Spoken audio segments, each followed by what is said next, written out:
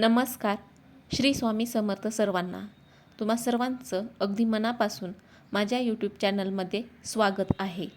तर ताईंनो आणि दादांनो, आषाढी एकादशी यंदा 25 जुलैला आहे. तर आषाढी एकादशीच्या निमित्ताने आपण कोणकोणत्या सेवा कराव्यात हीच संपूर्ण माहिती पाहणार आहोत. आषाढी एकादशी हा वारकरी संप्रदायातील आणि हिंदू धर्मातील अत्यंत पवित्र आणि महत्त्वाचा दिवस आहे.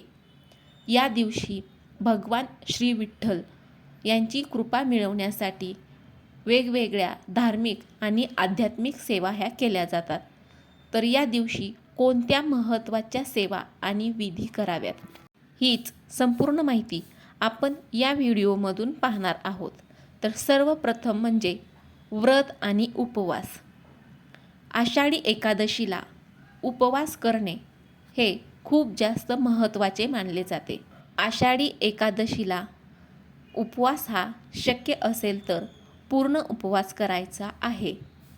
आरोग्याच्या कारणास्तव जर तुम्हाला शक्य नसेल तर दूध, फळे, साबुदाणा, वरई असा फलाहार करावा.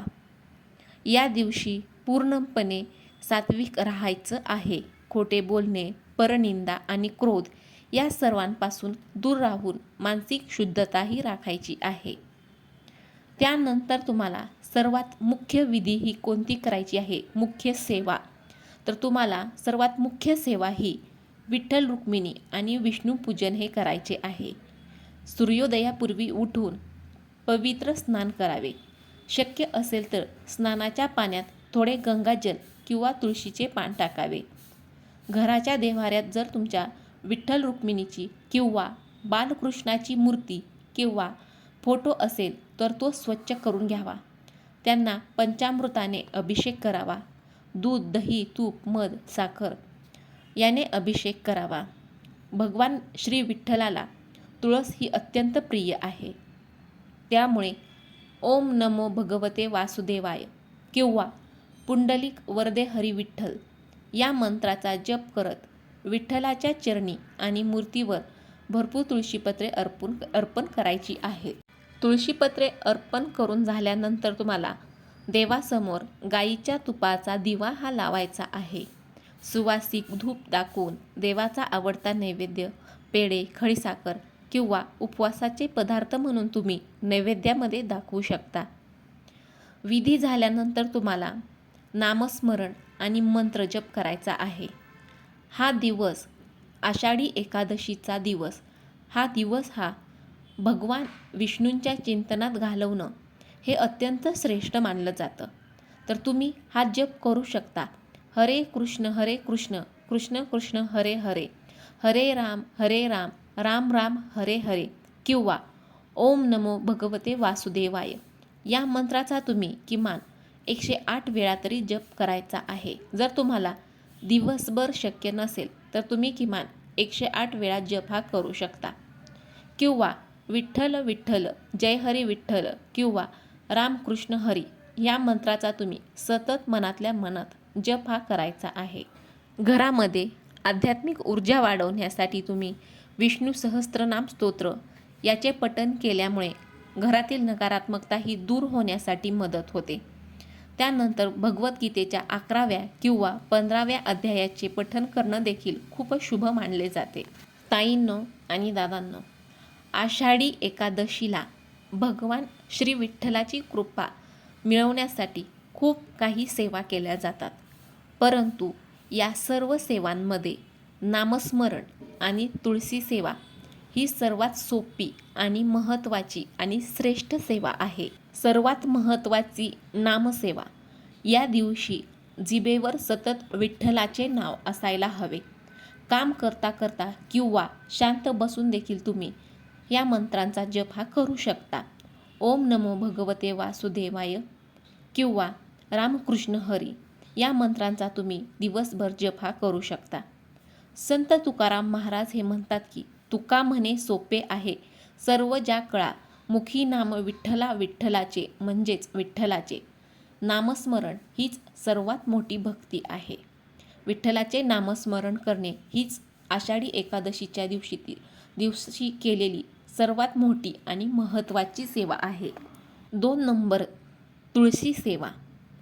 भगवान विठ्ठलाला तुळस ही अत्यंत प्रिय आहे. तुळशीशिवाय भगवान विठ्ठलांची पूजा ही अपूर्ण आहे. विठ्ठलांच्या मूर्तीला किंवा प्रतिमेला तुळशीच्या पानांचा हार हा अर्पण करावा. विठ्ठलांच्या चरणावर पुंडलिक वरदे हरी विठ्ठल म्हणत तुळशीपत्रे वाहावीत. 3 नंबर, श्रवण आणि पठण सेवा. या दिवशी तुम्ही संत ज्ञानेश्वर महाराजांच्या हरिपाठाचे वाचन किंवा श्रवण करणं हे अवश्य आहे. जर तुम्हाला वाचन करायला जमत नसेल तर तुम्ही ते श्रवण देखील करू शकता. घरामध्ये सुख शांती लाभण्यासाठी विष्णू सहस्त्रनाम स्तोत्र हा वाचायचा आहे. जर तुम्हाला वाचायला जमत नसेल तर तुम्ही तो मोबाईलवर ऐकायचा आहे. या दिवशी अन्नाचा त्याग करून उपवास हा करावा. उपवास केवळ अन्नाचा नसून विचारांचा देखील असावा. म्हणजेच या दिवशी तुम्ही कोणाबद्दलही वाईट विचार करू नका, रागावू नका आणि खोटं देखील बोलू नका. त्यानंतर तुम्ही दानधर्म, गोसेवा शक्य असेल तर करू शकता. शक्य असल्यास तुम्ही गाईला चारा किंवा गोड घास भरवायचा आहे. एखाद्या गरजू व्यक्तीला फळं किंवा उपवासाचे अन्नदान हे करायचे आहे. जर तुम्हाला इतर काही करणं शक्य नसेल तर विठ्ठलाच्या मूर्तीसमोर मनोभावे एक तुळशीचे पान अर्पण करून रामकृष्ण हरी या मंत्राचा जप करणं ही सुद्धा या दिवसाची सर्वात मोठी आणि परिपूर्ण अशी सेवा ठरेल. आषाढी एकादशीच्या दिवशी तुम्हाला ग्रंथ वाचायचा आहे. तर कोणता ग्रंथ हा वाचावा? तर सर्वप्रथम तुम्ही श्री ज्ञानेश्वरी. तुम्हाला त्या दिवशी ज्ञानेश्वरी वाचायला जमत नसेल, वेळेअभावी तुम्ही पूर्ण ज्ञानेश्वरी वाचणं तुम्हाला शक्य नसेल तर तुम्ही या दिवशी ज्ञानेश्वरीचा 12वा अध्याय किंवा 15वा अध्याय. 12वा अध्याय हा भक्तियोग आणि 15वा अध्याय हा पुरुषोत्तम योग हा वाचनासाठी अत्यंत श्रेष्ठ मानला जातो. त्यामुळे तुम्ही 12वा अध्याय किंवा 15वा अध्याय हा वाचू शकता. त्यानंतर संत ज्ञानेश्वर महाराजांचा हरिपाठ. जर तुमच्याकडे ग्रंथाच्या वाचनासाठी जास्त वेळ नाही तर तुम्ही हरिपाठ हा सर्वोत्तम पर्याय आहे. यामध्ये केवळ 27 अभंग आहेत जे विठ्ठलाच्या नामस्मरणाचे महत्त्व हे सांगतात. आणि आषाढी एकादशीला संध्याकाळी घरामध्ये किंवा देव्हाऱ्यासमोर बसून संपूर्ण हरिपाठ हा तुम्ही स्पष्ट आवाजात वाचायचा आहे. श्रीमद भगवद्गीता. भगवान श्रीकृष्णांनी विष्णूंचे अवतार आहेत अर्जुनाला सांगितलेला हा महान उपदेश एकादशीच्या दिवशी गीतेच्या 11व्या अध्यायाचे विश्वरूप दर्शन योग किंवा 15व्या अध्यायाचे पठण करणे हे खूप फलदायी मानले जाते. संत तुकाराम महाराजांची गाथा. संत तुकाराम महाराजांचे अभंग हे विठ्ठल भक्तीने ओतप्रोत भरलेले आहेत. या दिवशी तुम्ही विठ्ठलांच्या महतीचे आणि भक्तीचे काही निवडक अभंग वाचायचे आहे. स्तोत्र पठण. विष्णू सहस्त्रनाम स्तोत्र. जर तुम्हाला मोठे ग्रंथ हे वाचणं शक्य नसेल तर तुम्ही विष्णू सहस्त्रनाम स्तोत्र हा भगवान विष्णूंच्या 1000 नावांचे हे स्तोत्र घरातील नकारात्मक ऊर्जा ही नष्ट करते. त्यानंतर विठ्ठल कवच किंवा पांडुरंग अष्टकम, गजेंद्र मोक्ष स्तोत्र हे म्हणायचे आहेत. वाचन हे कसे करावे तर ग्रंथ किंवा स्तोत्र वाचण्यापूर्वी देव्हाऱ्यात दिवा लावावा. विठ्ठलाला किंवा ग्रंथाला तुळशीचे पान अर्पण करावे आणि शांत चित्ताने घाई न करता अर्थ समजून घेण्याचा प्रयत्न करत हे वाचन करायचं आहे. आषाढी एकादशीच्या दिवशी तुम्हाला काही नियम पाळणं देखील गरजेचं आहे. तर त्यामध्ये सर्वप्रथम आहाराचे नियम. उपवास हा कसा करावा तर पूर्ण किंवा फलाहारी उपवास करायचा आहे. या दिवशी तुम्हाला सात्विक उपवास करायचा आहे. साबुदाणा, वरीचे तांदूळ, बटाटा, फळे, दूध किंवा ड्रायफ्रूट्स असा आहार घेऊन उपवास करायचा आहे. अन्नाचा त्याग करायचा आहे. धान्य वर्ज्य करायचं आहे. त्यानंतर लसूण आणि कांदा हा वर्ज्य करायचा आहे. तंबाखू, सिगारेट, दारू किंवा इतर कोणत्याही व्यसनांपासून या दिवशी तुम्हाला दूर राहायचं आहे. एकादशीच्या दिवशी तुळशीची पाने ही तोडू नयेत. तुळशीची पाने ही विठ्ठलांना अत्यंत प्रिय आहेत. त्यामुळे या दिवशी तुळशीची पाने ही तोडू नयेत. क्रोध आणि चिडचिड टाळावी. परनिंदा करू नये.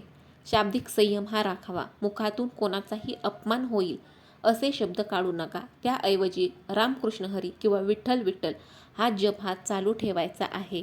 कोणालाही कोणाबद्दलही वाईट बोलणे, खोटे बोलणे किंवा निंदा करणे या गोष्टी तुम्हाला या दिवशी टाळायच्या आहेत. एकादशीचा उपवास हा तुम्हाला करायचा आहे. 25 जुलैला तुम्हाला उपवास हा करायचा आहे आणि उपवास हा दुसऱ्या दिवशी सोडायचा आहे. एकादशीच्या दिवशी उपवास हा सोडायचा नसतो. दुसऱ्या दिवशी म्हणजे द्वादशीला 26 जुलै रोजी तुम्ही उपवास हा सोडायचा आहे. उपवास करताना काळजी घ्यायची आहे. उपवासाच्या दिवशी शरीरात पाण्याची कमतरता भासू नये म्हणून भरपूर पाणी प्यावे. ताक किंवा लिंबू प्यावे. जर तुम्ही आजारी असाल, गरोदर असाल किंवा काही औषधोपचार सुरू असतील तर कडक उपवास करू नका. दूध, फळे खाऊन विठ्ठलाचे नामस्मरण करा. विठ्ठल हा केवळ भक्तीचा भुकेला आहे. त्यामुळे तुम्ही या दिवशी आजारी असाल किंवा इतर काही जर तुम्हाला प्रॉब्लेम असेल तर तुम्ही कडक उपवास हा करायची गरज नाही. तुम्ही फक्त नामस्मरण केलं विठ्ठल विठ्ठल तरी देखील विठ्ठल हे तुमच्यावरती प्रसन्न होतील. तर ताईंनो आणि दादांनो, व्हिडिओमधील माहिती ही जर तुम्हाला माहितीपूर्ण वाटली असेल तर व्हिडिओला नक्की लाईक करा, शेअर करा आणि माझ्या चॅनलला सबस्क्राईब देखील करायला विसरू नका. श्री स्वामी समर्थ.